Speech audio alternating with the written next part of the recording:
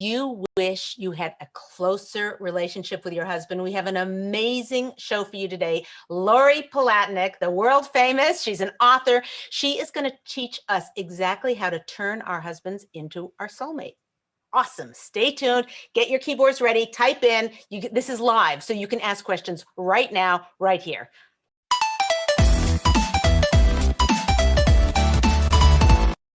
Welcome, everybody. This is a historic, yummy occasion. You're about to have the best hour of your life. I am telling you, Lori Palatnik has the potential to completely change your life. If you listen very carefully, this will be a game changer for you. You will walk away a new human being. You ready? Maybe you like yourself. You don't want a better. Lori Palatnik, welcome to the show. So thrilled to have you on.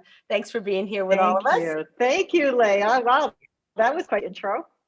Well, everybody who's heard you knows it's true. It's true. What Leah's saying is true. So we go very fast, very deep here. So I'm going to start with a very, very crucial question, because we're talking about turning your husband into your soulmate, and people are thinking, yeah, that was a little too late for that. Like, what exactly is a soulmate, and how can you actually change somebody that you are? Change? Did I say chain? Maybe chain. Okay, we're going to chain them in. How to be a soulmate? Explain that. Okay, so it says in Kabbalah, before you're born, you're one soul, and God splits you. You're half a soul, you go off into this world, and your other half, your zivug, or your soulmate, also goes off into this world. So when God splits you, if you imagine your neshama, your soul is like a circle, God does not split you like this, God splits you like this. It's like two pieces of a puzzle that fit together, and that's why opposites attract. Now, does everybody marry their zivug? No, they don't. Some people marry what's called your besheret. So there's that ultimate zivug that when your neshama was in Shemayim before it came into this world, that was split. And when you find the right person, it's like finding the part of you that was always missing. But not everybody marries their zivug. Why? Because the whole idea of marriage is oneness. And the whole idea is that you're going to realize your potential, your ultimate person, you will become the ultimate you through this union. If for some reason, because of the choices you made and the choices your zivug made, by coming together, you wouldn't realize your potential, then out of God's kindness, you don't meet. So what do you meet? You meet your besheret. Now there's a besheret. Can I ask you a question? So when they're hunting around and they're dating this guy and they're dating that one, and their besheret is in this part of the town or in another city or another planet or another planet, another country, how do they? And they just never met him? They just didn't marry? No. Let me explain, Leah, my dear. Okay. So you remember you have the zivug, and then again, if for whatever reason it wouldn't be right for you to meet your zivug, so you meet your besheret. There's many besherets. There's a different besheret for every level that you're at. So, but under the chuppah, your besheret becomes your zivug, because what's going on under the chuppah? You become one neshama. It's not just a nice thing the rabbis say. You really become one, and marriage is oneness, and you have to live your marriage as one. Now, how do you know if you married your zivug or your besheret? That's your question, right, Leah? That's what I'm trying to figure it out. Right. Okay. So how do you know? So do you ever go to a wedding? You ever go to a chasana, and the chassan and kala look like brother and sister? Yeah. Like all the time. Yeah, they look very similar. They look more like brother and sister than the brother and sister. I have a son who married a girl. They really look like brother and sister. They really do. And that is an indication that if you were once spiritually one, you also perhaps were, if you're once spiritually one, then there's also a physical resemblance. The second sign that you married your zivug is a zivug marriage is just an easier, schmeezier marriage. He starts the sentences, she finishes the sentences. A besheret marriage takes more work. So why wouldn't Hashem again send you your zivug? Why would you marry your besheret? And I believe that my husband is not my zivug. We don't look anything alike. And it's not one of those easy schmeezy marriages. It's a fantastic marriage, but it does take work. Through the work is where we grow and we become the people we need to be. You get it? Interesting. Okay, what's the third thing? You said three things, I think. No, there were two. Okay, two things. Signs. So you're saying of if you look like your husband, then by who's it's a sign? Yeah, perhaps. But that's not enough. That's not enough. Marriage, as we know, is a lot of work. Creating oneness doesn't just happen. You have to work at oneness. But I've never met a couple, I don't care what age group, I've never met a couple that it wasn't hard work, that they didn't say, yeah, we went through our times or we're going through our times, or every day we have these certain challenges. I mean, no, some are easier than others. There are. I deal with a lot of people's marriages, as you do. Right. Some marriages are easier than others. They really are. But again, what do you decide to focus on? Are you going to focus, because again, you have to define your terms. Marriage is oneness. So what is love? So love is, there's three aspects to the definition of love. Love is the emotion that you feel when you focus in on the virtues of another person and you identify them with those virtues. That's love. What does that mean? It means everybody has virtues and everybody's got stuff, okay? The choice that you make, because life is choice, what are you going to choose to focus in on? If I focus in on my husband's stuff, I'm not going to feel love. If I focus in on his goodness and his virtues, I will. It's really that simple. When do you choose? Every day, every hour, every minute. Gorgeous. Love gorgeous. A choice. Now, let me ask you. Can I prove to you that love is a choice? Okay. If you ask a pregnant woman, are you going to love your baby? What would she say? Like, hello, of course. Of course. She's insulted you even ask her. Right. Okay. How could you ask such a question? How do you know? What, you love every baby? Remember the screaming baby behind you in the plane? Remember the snivelly nosed brat next door? Okay. How do you know you're not going to get one of those? Why does every woman say, of course, I'm going to love my baby? No matter how the baby becomes, boy, girl, extrovert, introvert, easygoing, quick to anger, athletic, creative. It doesn't matter. Why? Because that woman made a choice even before the baby's born that she's going to love that baby. Gorgeous. Love is a choice. Gorgeous. Okay, we have a lot of things coming in, but I have to ask you.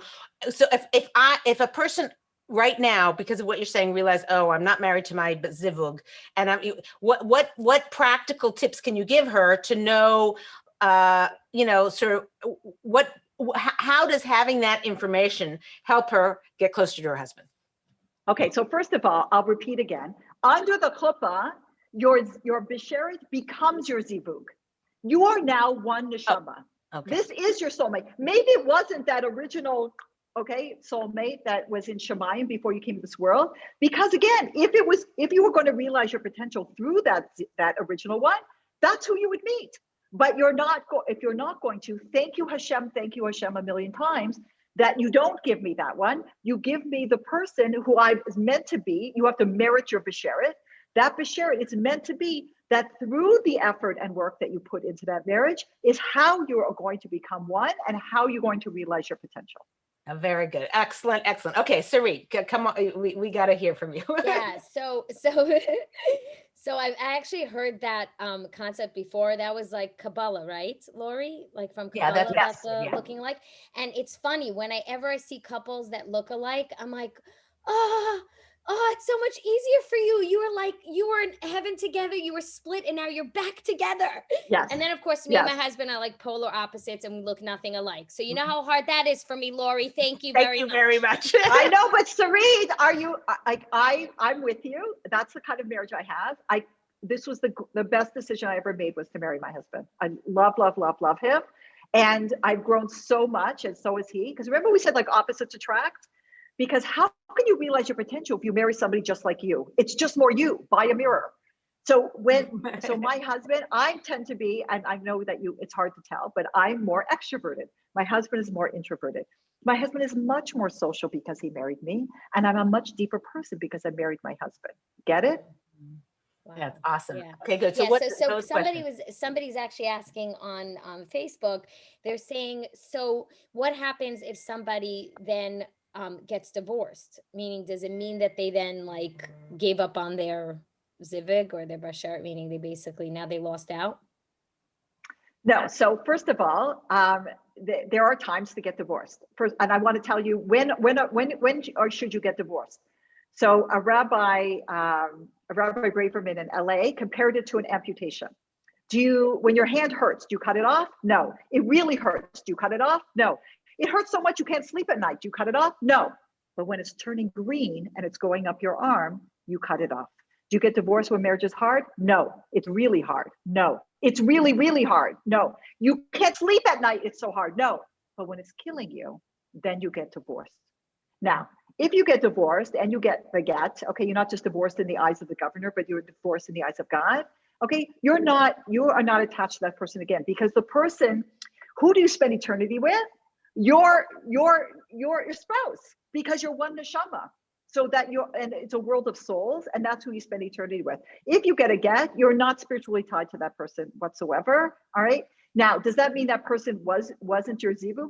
Again, who knows who's the zivug and who's the besheret? I just gave you a couple of maybe signs, but that person who came into your life for a reason. That Hashem is always talking to us, not through a voice in the clouds, and not from a mountaintop, but the Hashem's voice is loud and clear, as we see, as we read in Tehillim and in the davening. That it's so loud, Hashem's voice, it rumbles across the mountains and it breaks the cedars of Lebanon, because the Almighty is talking to us when people come into our life, when people leave our life, and we're supposed to grow and learn from it as well. And that person, again, might have been your besheret for that level that you're at, but maybe you're not at that level anymore. So how do you turn your husband into your soulmate? Let's get right to that's the title of your book. So I'm hoping you have a lot to teach us about that, because, people who, whatever happened in the past and what, a lot of people say, I just married the wrong guy and that's why, and it's his fault and whatever. And when you're doing that, okay, I get it. You want to blame him. And maybe it is true that first of all, Leah, our Rabbi Noach Weinberg always said, people learn the wrong lessons in life. You get divorced, it's because of him, he's the wrong guy, or and you learn, people, second marriages, the divorce rate of second marriages is higher than the first marriage. Higher, according to the statistics. You would think you learned something in the first one and you would do better the second time around, and now you have some experience. No, people learn the wrong lessons. So how do you turn your husband into your soulmate? Wait, before you get there, what are the wrong lessons they're learning? And what are the right ones they should learn? I want to know that. Well, first of all, the wrong lessons are marriage is awful, men are terrible, it's all him. Listen, it takes two to tango. Right. It takes two to tango. That if I've never seen a situation where it was all one person and not the other person. People have to take ownership from it, and people have to learn, what is Hashem telling me? Like even dating, okay? Our kids are dating, or you're dating, that when after every date, it shouldn't just be, that was a waste of time. No, what did you learn from it? Hashem brought that person into your life for a reason. We are speaking tonight for a reason. When we're speaking, everybody who's listening tonight is listening tonight for a reason. Everything happens for a reason. For you to just write it off, that was a waste of my time. It's a waste of your time if you didn't learn the lesson. So you have to ask yourself, you don't know why Hashem is doing something to somebody else, but Reb Noach, our rabbi, always said that Hashem is very eloquent. He's not going to bother talking to you if you're not going to hear it. So when things happen in your life, whether you hit a red light, literally in the street, or you hit a red light in life, what's going on? What's the message? What is Hashem telling me? It's gorgeous. And I want to just make a very big highlight, which is that the person, they got to reason, it's all him. They might be right, but they are not going to, that completely robs you of your power. It robs people of their power to blame it and say it's all over here. Everything out there is what the problem is. And the minute you say, maybe I can learn this and this and this from my divorce, maybe you will have a better second marriage. Maybe you'll be in that part of the statistic that is. I hope, God willing, it doesn't have to be the way I said it. You don't have to be a statistic. So I do have to tell you that people come to me sometimes, they're like, they want to get divorced. And they tell me all the terrible things about their spouse. And I'll say to a woman, I said, okay, listen, you could get divorced. I said, the next guy? I said, no, I said, do you want to get married again? Yeah, of course I do. Yeah, I said, the next guy, he's not going to have that stuff. He's going to have other stuff, because everybody has stuff. So you're going to trade stuff that for unknown stuff, because everybody's got stuff. You have your stuff in your bags, and he has his stuff in his bags. You get married, you bring in your baggage into your marriage, you open up your bags, all the stuff comes out. It really is miraculous that it works at all. That's great. Okay. Can we go to just soulmate? One question, which I think is an important one, and I see a few people are asking. So just to clarify, once you do get married to that person under the chuppah, there's nobody else anymore that's an option, because I think people are getting this idea then maybe I did make a mistake, or maybe I did marry the wrong person, or say, maybe "Get married, my other there, 7 it's 6 by shirts are out there and Yeah. I'm sitting here with this one and I got the wrong one." Listen, I told you, there are times to get divorced. Those are the rare times. Most marriages, if you work at it, you can make that marriage work. But most people cut and run, or they think like, oh, that person's husband looks like better. Maybe he might be Sharon. Okay. Like, listen, you have no idea what goes on behind closed doors. You think this person has the ideal marriage, or this guy, or you read a magazine, or you see a movie and like, why Tom Cruise, like why can't my husband be sensitive and understanding and loving like this man who's being paid a lot of money to pretend he is, okay? So we really like, Hashem brought that person into your life for a reason. Ideally, you're going to put in the work and you're going to make it work. But there are times to get divorced when it's killing you. Okay, let's go right to how to turn your husband into your soulmate. That's what everybody's on their first of all, seats wanting to know. First of all, you have to know what marriage is, and you have to know what love is. So we defined marriage, and marriage is oneness. You live your marriage as one. Again, this is what we do before. The same qualities that we were so attracted to in the other person that complete us. Remember the neshama that was split? Those same qualities that we're attracted to are the same qualities that later on in marriage make us nuts. Why can't you be more more social? Why can't you be more organized? Why can't you be more fill in the blank? Those are the qualities that are going to help you become the person that you need to be. Those are the qualities that complete you. And yet those are the qualities that we resent. And remember we said that with children, do you ever like think about one of your kids, think, you know what, this is just not working out. Like, I'm going to call up Jewish Child and Family Services and turn them in. Do you ever fall out of love with your kids? Do you ever say like, you know what can I do? I just fell out of love with this one. We never fall out of love with our children, and we never met them. Okay. You got a stranger, and yet our spouse who we met, who we compared to other people and said, this is the one we fell out of love with. What happened? You stopped choosing. What's the choice? Focus in on their virtues. It's a choice. Love is a choice. It doesn't just happen. Okay. So that's the first definition of love. Okay. The second definition of love is love, and this is from Rabbi Noach Orlowek. Love is what's important to you is important to me. What's important to you is important to me. So I learned this from our son Moshe. Okay, so Moshe's our middle kid, and he's like he grew up. He was a jock. Now he's in Kollel. Okay, so he was like really into athletics, like unbelievable. And so when we didn't raise our children with television, but when I would travel to speak around the world, sometimes like I'll turn on in the hotel room ESPN, or I'll put it on the plane. Why? So I could come home and tell Moshe, I saw Shaq and his neck is like this. And I saw Kobe and all his tattoos. And I saw the mailman. You know why they called him the mailman? Because he delivers. I know this stuff. When I would tell Moshe this, his eyes would light up. Why? He knows I don't love sports, but I love my Moshe. And what's important to you is important to me. Wow. That's love. Powerful. Okay, so we have the definition of love. Okay, that's the second definition of love. The third definition of love. The first definition was the emotion that you feel when you focus in on the virtues of another person and you identify them with those virtues. Again, it's a choice to focus. It doesn't mean you're blind to their negative qualities. Who knows your kids' good qualities better than you do? Nobody. Who knows your kids' stuff better than you do? Nobody. When you ask me my kids, I'm going to say, oh, my Shoshana, my Zevi, my Rosh. I'm not just a bragging Jewish mother. That's how I see them. Second definition of love is what's important to you is what's important to me. The third one is from Rabbi Dessler from Strive for Truth. And he asked the Jewish philosophical question, does loving lead to giving, or does giving lead to loving? I love you, so I give to you, or the more I give to you, the more I love you. And the Jewish answer is, the more you give, the more you love. We learn this from children. Did you notice in the animal kingdom, a deer has a fawn, gets a little shaky, nurses a little bit, and has a life. Our children are born so helpless.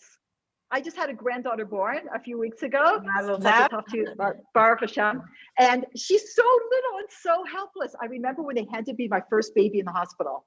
And I never babysat. I didn't have like a lot of younger siblings or anything. So like I never changed. The first diaper I ever changed in my life was my own kid.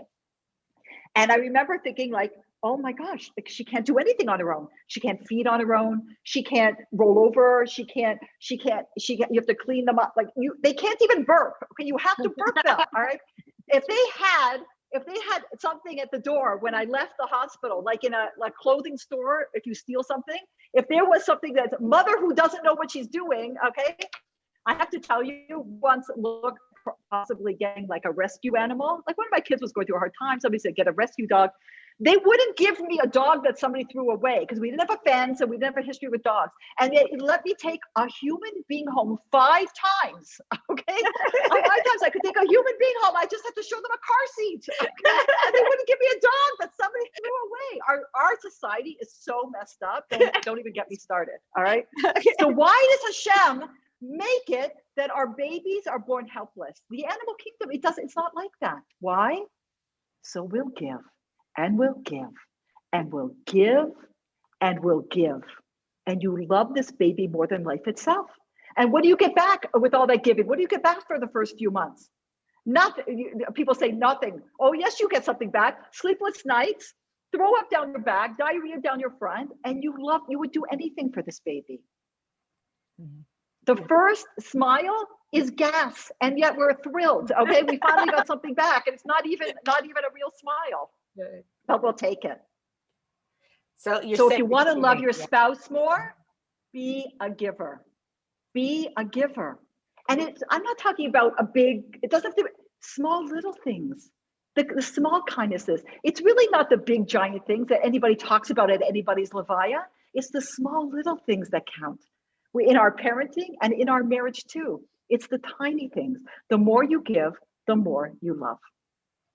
This is a beautiful recipe, and you have to understand it sounds like it's work, but when you get into this flow of exactly what she's talking about, the rewards and the satisfaction and the closeness, is your husband will know the difference. You'll be able to feel a qualitative difference in the relationship. Okay. So it's so funny, Leah, because Leah, literally this is like the whole concept of what she teaches, but she teaches it a little bit with like a twist, because with us as women, we're actually receivers. So, right, Leah, you can explain it. So the giving we give is by receiving from our husband what he gives us. So it almost like flips it with still having that in mind. But it's like, I think I say it with my husband all the time. When I receive what he gives me, it's like the biggest gift I could give him, because sometimes I'm not such a good receiver. So one of the things is like, there's questions that we ask people, like, how do you know it's the right person, right? How do you know? And for our kids, this is the most important decision they'll ever make in their life, the most important decision. So there's 3 questions. So one of the questions that we ask a man without the girl in the room is, will you be happy making her happy for the rest of your life? Will you be happy? Will you get pleasure making her happy?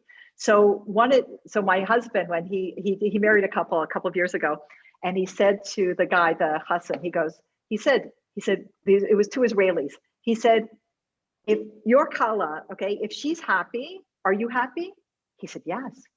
He said, if you're very happy, if she's very happy, are you very happy? He says, yes. He said, if she's out of her mind happy, are you crazy happy? He goes, yes.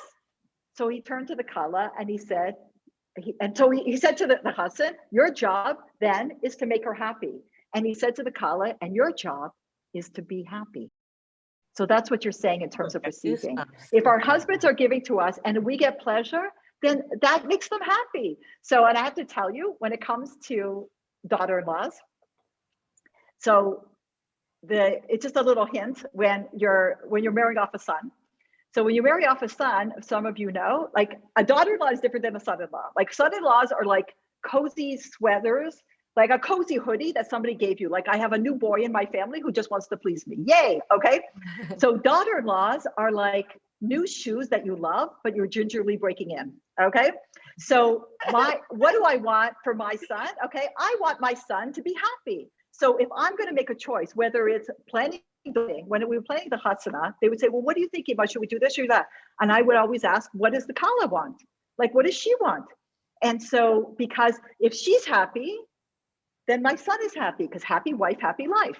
So if she's happy, my son is happy. If my son is happy, I'm happy. So I want to make her happy. Okay. I'm in it for her. Like whatever she says. And they came for Shabbos a few weeks ago. And my son likes white challah. Okay. And I usually make whole wheat challah, but I know that his wife, my daughter-in-law, likes whole wheat challah. So I'm thinking when I was going to make challah, should I make white? Because Moshe likes it. I'm thinking, no way. I'm going to make whole wheat because then my daughter-in-law will like it. Because if she's happy, Moshe's happy. Moshe's happy, I'm happy. Get it? Awesome. It's gorgeous. That's really good mother-in-law advice. We should do a separate show on just that issue. What is this? So let's get to the soulmate, how to turn, these are fantastic. You said giving to your husband. Oh, and I should probably just refer to what Sarit was saying. Yeah, she's not here. Is that I give over many times, Lori, that Rav Moshe Cordovero gives over that all bracha comes from Shemaim through the husband into the wife. And that makes him the giver, us the receiver. If you had to stand on one foot and say, what is our Masorah for Shalom Bayis? What is the tradition, the 3,000-year-old bulletproof track record that will make the marriage have Shalom Bayis, have peace in the home? And that is if the husband's the wife and the husband's the giver and the wife is the receiver. So a lot of women ask me, okay, so being a receiver, saying thank you, being appreciative of what he does for you, noticing the good, all of those things is being the receiver. And the bigger of a receiver you are, the more bracha, the more blessing is going to come into your home. So Leah, what are you talking about? Like I give to him, I make him challah, I get, I'm giving all day long.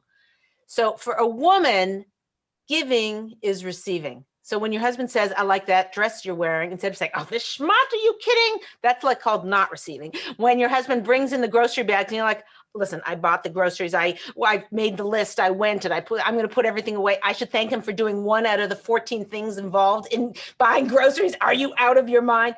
The answer is yes. That's what a receiver does. He does whatever he does for you, whatever he says to you, you're being the receiver and saying thank you and being appreciative of that. And then guess what, ladies? More blessing, more bracha is flowing into your home.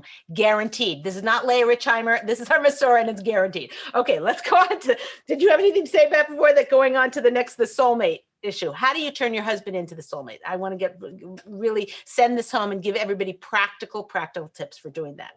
Okay, so first of all, again, we defined what marriage is, right? And again, so when we define what marriage is, which is oneness, that means you have to live your marriage as one.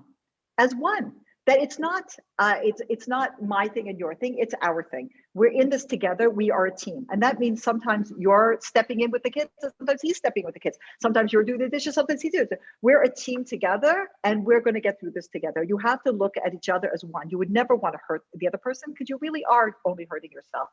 We defined what love was. So there's 3 questions that you have to answer yes to know it's the right person. That's from my dating workshop. But I teach it in marriage because these are the 3 areas you have to put a lot of time and effort into. You ready? Okay. Now, for those of you advising people, like our children, and remember, this is the most important decision they will ever make in their lives. And you're advising them, these are the 3 questions you have to answer yes to. And for those of us who are married, if you answer no to one of these questions, do not get off of this and turn to your spouse and go, I knew it all along. And Lori Leah will never invite me back. Don't do that. Okay. These are the 3 areas we have to put a lot of time and effort into. So what's question number 1? Or do you have the same meaningful life goals? Do you have the same meaningful life goals? And that, my day-to-day goals might be very different than my husband's. Okay. Like what I'm doing and what he's doing, but we both want to do some Jewish people and want to contribute to Klal Yisrael. And so we might do it in different ways. It's not just a nice thing for Klal Yisrael, that's good for our marriage. So you should, and marriage is the pursuit of meaningful life goals. Well, are you talking about meaningful life goals like, you want to raise a good family or you want to be, fulfill your potentials? What would be an example of a meaningful life goal? Okay, so it's not just what does your house look like, it's what does your house feel like. Like one of your meaningful life goals might be Hagnasos Orchim. It might be again, you might be doing it in different ways, but you're both on track with that. If you have one person in a marriage who just wants to have an open home and one person who's like, lock the doors, like, I don't want anybody in here, you see how there's an issue. You're not sharing the same meaningful life goals. So when I do my dating workshop, I remember a girl came up to me, she goes, I don't know if the guy I'm dating has the same meaningful life goals that I do. because I don't even know what my meaningful life goals are. Yeah. So it starts with you. Yeah. Until you know who you are and where you're going, you don't know who to go with. Be careful and don't make your children the most meaningful life goal that you share with your spouse. Why? Because if you do a good job with your kids, they grow up and leave you, okay? You give and give and give to your children, and your success if they leave you. You hope they come home for pace, they come to the Seder. You hope that they pick up the phone. You hope maybe they live down the street, but you really give to them so that they'll leave. But you give and give and give to your spouse so that he'll stay. That's beautiful. If he left, something went gorgeous. wrong. Yeah. If you what? Okay. Oh yeah, right. Okay, got it. If he left, something went wrong. Okay. Flagging. So you have to, again, so you. Are we flagging, or can she continue? Or Yeah, no, she can continue, and then I'll say it after. Okay, fine. Okay. So again, so the first question is, do you have the same meaningful life goals? So you have to be thinking everything that you're pouring into the meaningful life goals that you share with your spouse. Okay, that is going to that's going to help build your marriage and have that soulmate, that oneness that you have. The second question is, are you physically attracted to each other? All right. The Talmud says you can't marry somebody unless you're attracted to them. And the third question is different for a guy than for a girl. So what do we ask the girl? If a girl comes to me, is this the one? Is this the one? Okay. Number one, do you have the same meaningful life goals? Yes. You attracted to each other? Yes. Then without him in the room, I'll look her in the eye and I'll ask her, do you respect him? And if she says, yeah, then I worry. Or if she says, yes, but she looks away, I also worry. I had a girl come to me once and she says, like, is this the one? Is this the one? And I said, do you have the same meaningful goals? Yes. Are you physically attracted? Yes. I said, and I looked her in the eye, I said, do you respect him? And she said, yes. But I don't have my doctorate in behavioral science, but if you look away when you answer, you're lying. So I probed, and there was something about him she did not respect. She married him anyway, and a year later, she divorced him. It is very, very, very, very, very important for a man that his wife respects him. He can be the CEO of a corporation and people are bowing down to him all day, but if he comes home and he feels his wife doesn't respect him, so I'll give you respect 101 after you break in. Well, okay, so my thing is, Lori, and maybe you'll give respect 101, but my understanding of our sources, and we're going to have, I hope we don't have a tussle here, but my understanding of the sources is that respect is never, it's granted, never earned, meaning that a woman, that the respect, if you respect a man, he will become respectable. If you, like you said, okay, let me tell you. Yeah. Treat him like a man you respect, and he will become a man that you respect. Okay, good. Treat him like a man you respect, and he will become a man that you respect. So think about, how would you treat anybody? Imagine somebody who, because people were like, well, I don't know, he's this. I go, okay, think of somebody you tremendously respect, a Rav, a grandfather, like somebody you tremendously respect. If they came to your house, would you greet them at the door? Would you smile? Of course. Would you offer them something to eat or drink? Would you pay attention to them? Would you be, okay, so treat them like a man. So I'm going to give respect 101. You ready? We're ready. If you're not doing this, I don't even want to hear from you. Okay. This is basic respecting your husband. Okay. Okay. You're on the phone with your best girlfriend. Okay. Oh, I forgot to, sorry. I forgot to give the intro to it. Okay. Before you're on the phone with your best girlfriend, Oprah Winfrey has chosen you. Imagine, okay? She's coming to you because of the Ladies TalkShow, and she's going to do an in-camera thing in your home. Okay, ready? Oprah. Okay, okay. Oprah's coming. How does your house look? Needs some work. No, the day Oprah's coming. How does your house look? Oh, perfect. Okay, fine. Perfect. How do you look? Yeah, How do you look? Perfect. Perfect. Okay. Now you're on the phone with your best girlfriend, waiting for Oprah. Okay, Oprah and the camera coming. Ding dong. Oh my gosh! Okay, you go, Oprah, I'm so excited. This is the best day of my life. What can I offer you? This is great. Yeah. Okay, regular day, Leah, Oprah's not coming. Regular day, you're on the phone with your best girlfriend. Your husband walks in. Hello. When your husband comes home, get off the phone. But he should hear you say, oh my gosh, my husband's home. I gotta go. What message are you sending to your husband? You are more important than anyone else at the end of this line. And it's true. There are two exceptions. Number one, it's an emergency. Okay? An emergency. Number two, it's his mother. Okay? So you don't say, you don't hang up on your mother-in-law. Oh, your son is home. Gotta go. Okay? You say, it's your mother, and hand him the phone. Okay? That's what you do. Okay. So that is respect 101.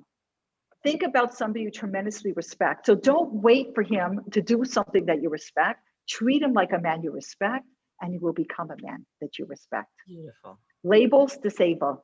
If you see your kid as like, you're a tzaddik, you're a tzaddikas, you see them so amazing, of course, they're going to grow up like, that's how my parents sees me. Like, I'm amazing. So we do more respect. What you said, respect 101. First thing is hang up the phone. What that's respect. Respect 101 is get off the phone when he comes home. Fine. Now, when I say emergency, I mean emergency. All right. I don't mean your friend Shaitel did not come back the right way. Okay. I mean that.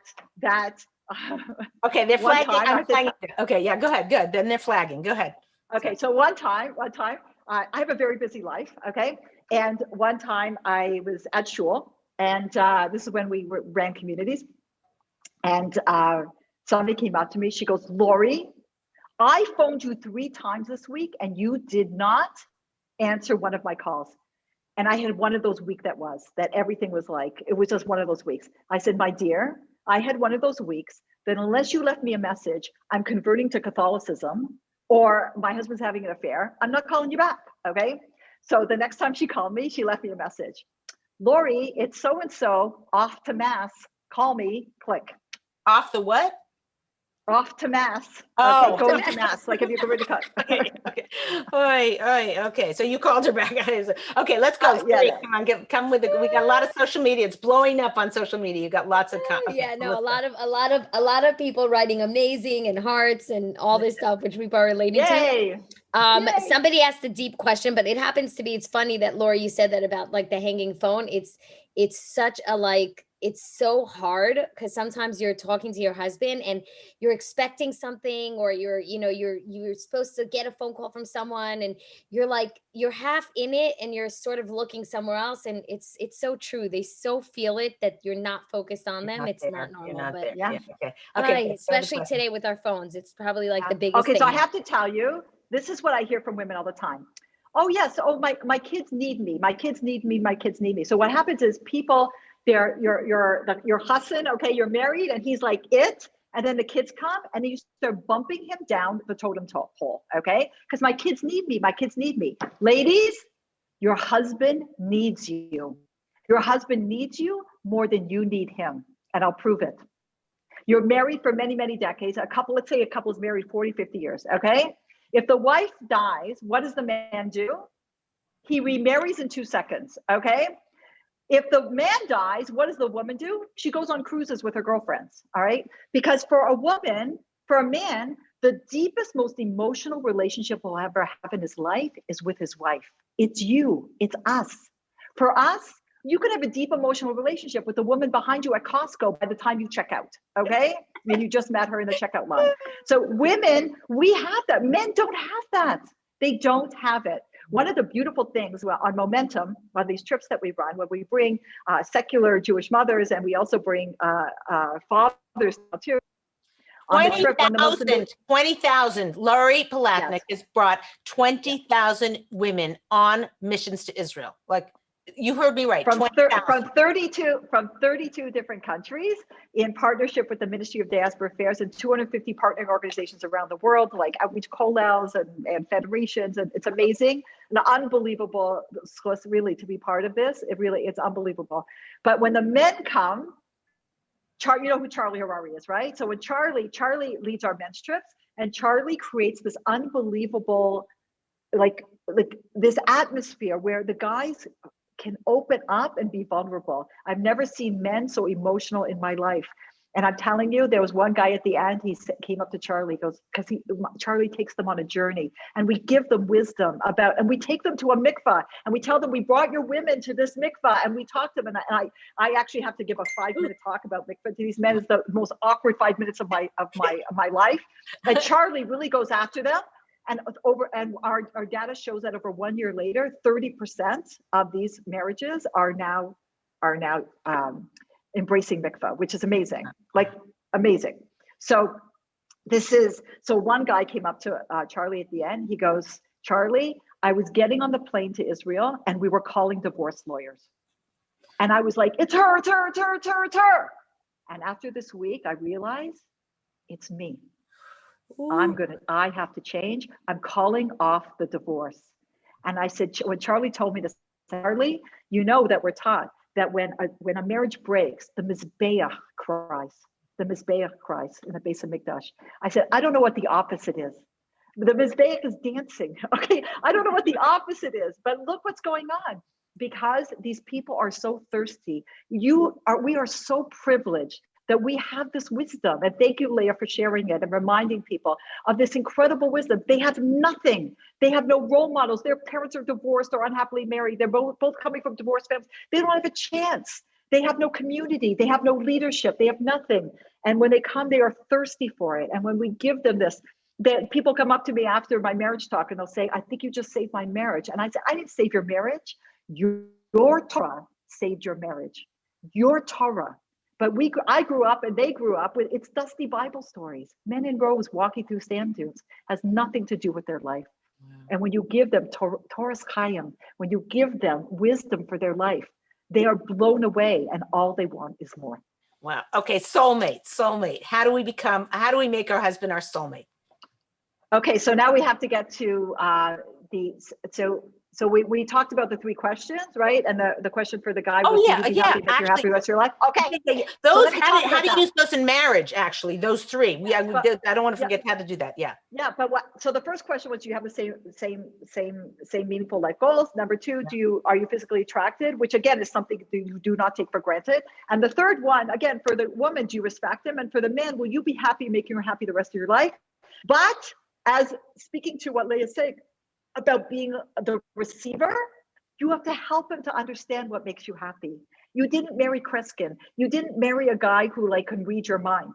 You have to help him to understand what makes you happy. Let me tell you a story. When we first got married, my husband and I, okay, we're setting up life, okay, and it's our first birthday. My first birthday, we're celebrating as husband and wife, okay, like we're married. My first birthday. He remembered it's my birthday. Got to give it to him, okay. And he hands me my present. I unwrap it. What did my husband give me for the first birthday we're celebrating as a married couple? A food processor.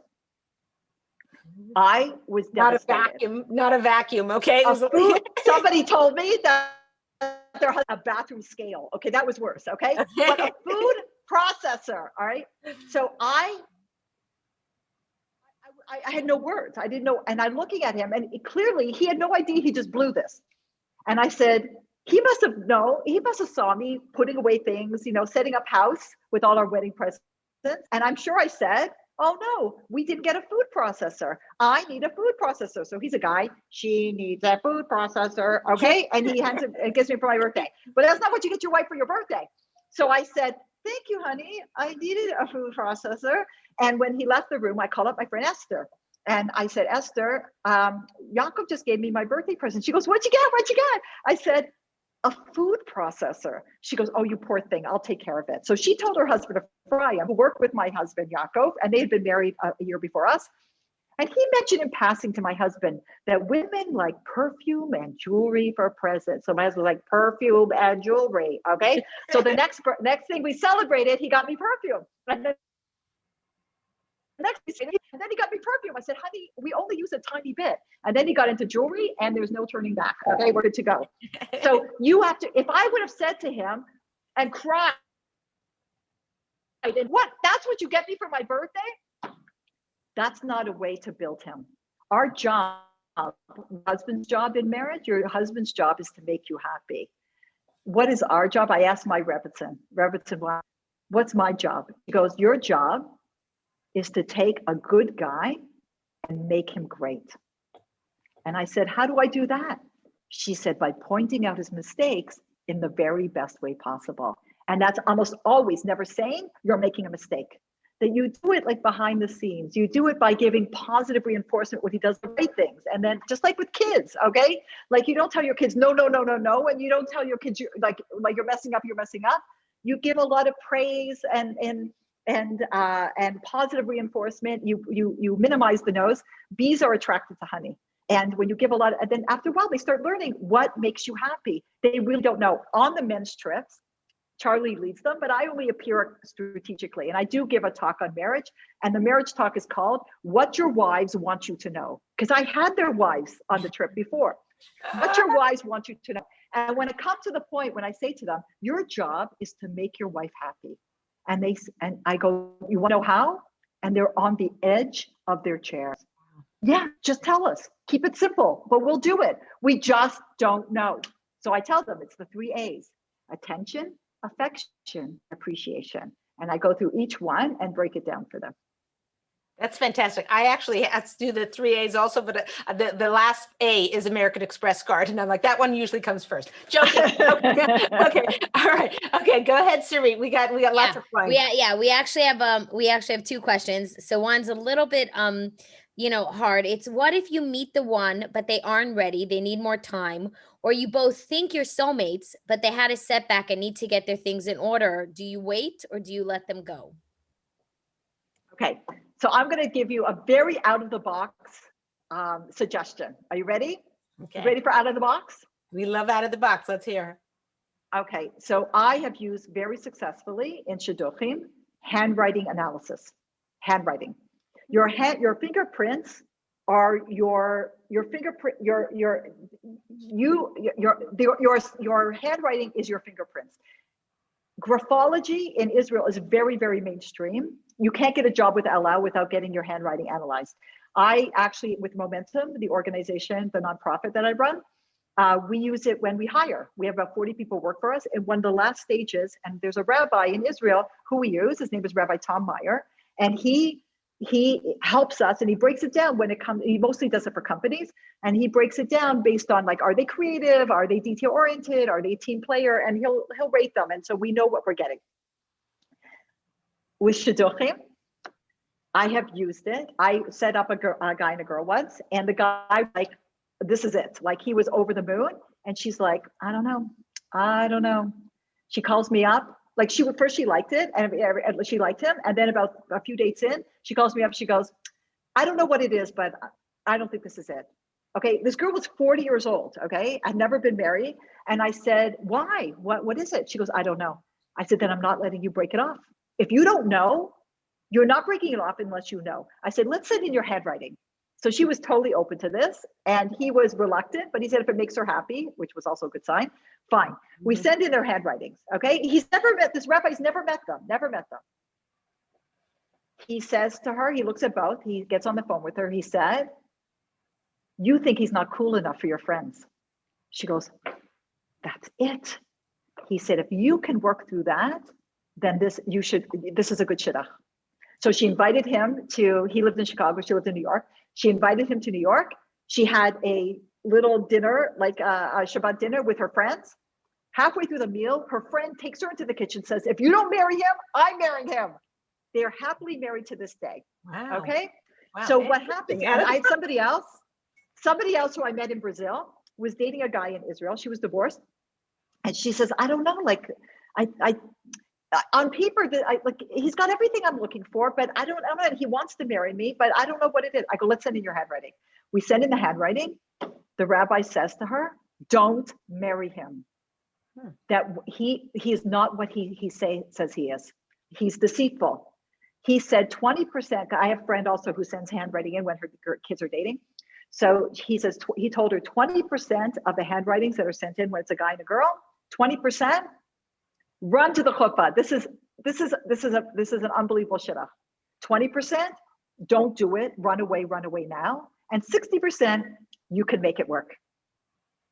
Interesting. Okay, very good. Okay, next question. Wow, this person actually is like, wow, in caps. Like, wow.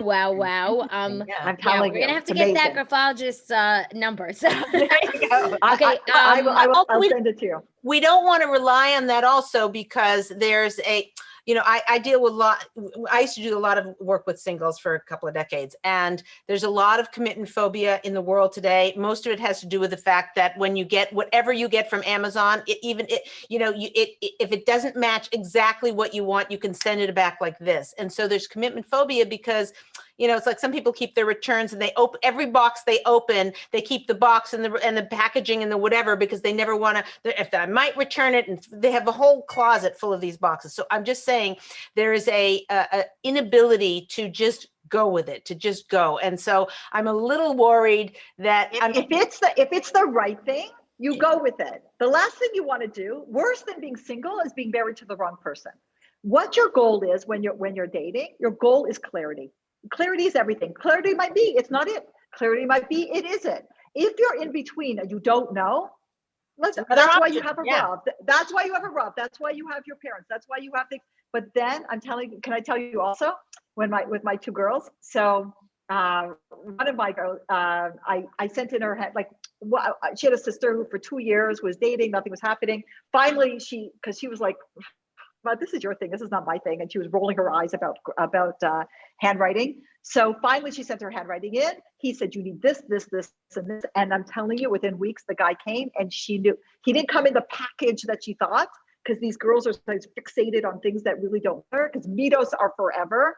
And what a person does and where they do it can change. Anyway, so she had clarity. So when her sister, our other daughter, started dating, I told her, we're not waiting 2 years. We're getting your handwriting done now. She was totally open to it. She sent in her handwriting. He comes back. He says, your number one thing that you need is responsibility. You're responsible, and you won't respect a man who's not responsible. That is your number one. Fine. A few weeks later, we are in LA. We are scholars in residence for Asian LA. In between Rosh Hashanah and Kippur, we meet with my husband's friend and his wife. We go out for coffee. Turns out they have a son. We have a daughter. Both are the youngest, both from similar families. Both are living in Queens. We start getting excited. And then I turned to her and I said, let me tell you the number one thing my daughter needs. He must be very responsible. What he says he does. She says, that's not my son. He has other redeeming qualities. That's not his, and we went back to our coffee, saved everybody time, money, everything. Okay. Wow. And when she met the guy that she married, he's a doll, Mr. Responsibility. Okay. That's what he is. And it's like, you see, I know it's out of the box, but I use it very, very successfully for many things.